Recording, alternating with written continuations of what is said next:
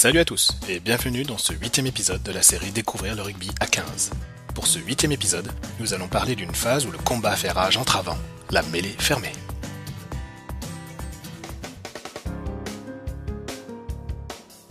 Comme cette phase de jeu est assez complexe, nous allons la décrire en deux parties.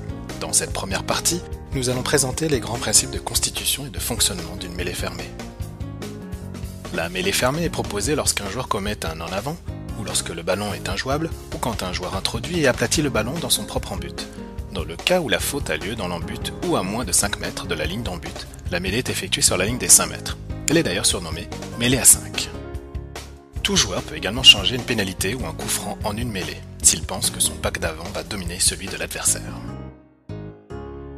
Pour former une mêlée, les deux équipes doivent suivre les instructions suivantes. Les premières lignes se mettent en frontale sur une même ligne. Les piliers, numéros 1 et 3, sont appelés de cette manière car ils garantissent la stabilité de toute la mêlée. Les deuxièmes lignes viennent s'imbriquer derrière les premières lignes pour aider à la pousser. Ils sont épaulés par les numéros 6 et 7 de la troisième ligne. Le numéro 8 passe sa tête entre les deux deuxièmes lignes et pousse derrière eux. L'autre équipe vient se placer en imbriquant les joueurs de la première ligne avec ceux de l'adversaire. Le numéro 3, pilier droit, de chaque équipe a la tête prise entre deux joueurs adverses.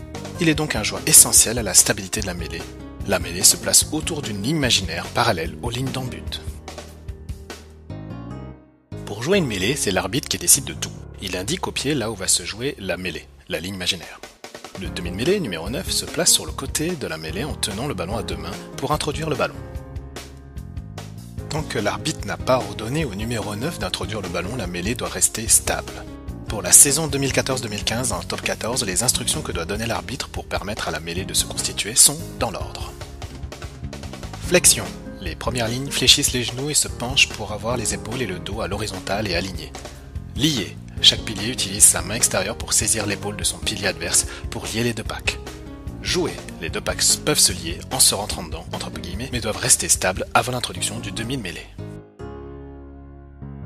Quand le ballon est introduit, chaque pack pousse vers l'avant. Le talonneur tente d'envoyer le ballon avec son pied vers l'arrière de son pack. Le numéro 8 utilise alors ses pieds pour faire avancer le ballon avec le mouvement de son pack dominateur.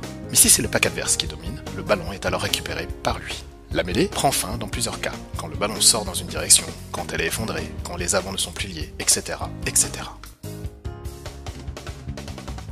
Ainsi s'achève ce 8e épisode. Nous parlerons encore une fois de la mêlée fermée dans le prochain épisode, avec un zoom sur les fautes et les mêlées simulées. Retrouvez-moi sur la page Facebook Léo qui roule au vent pour plus d'informations et faire part de vos remarques constructives. Et d'ici au prochain épisode, restons solidaires, au rugby comme dans la vie. À bientôt.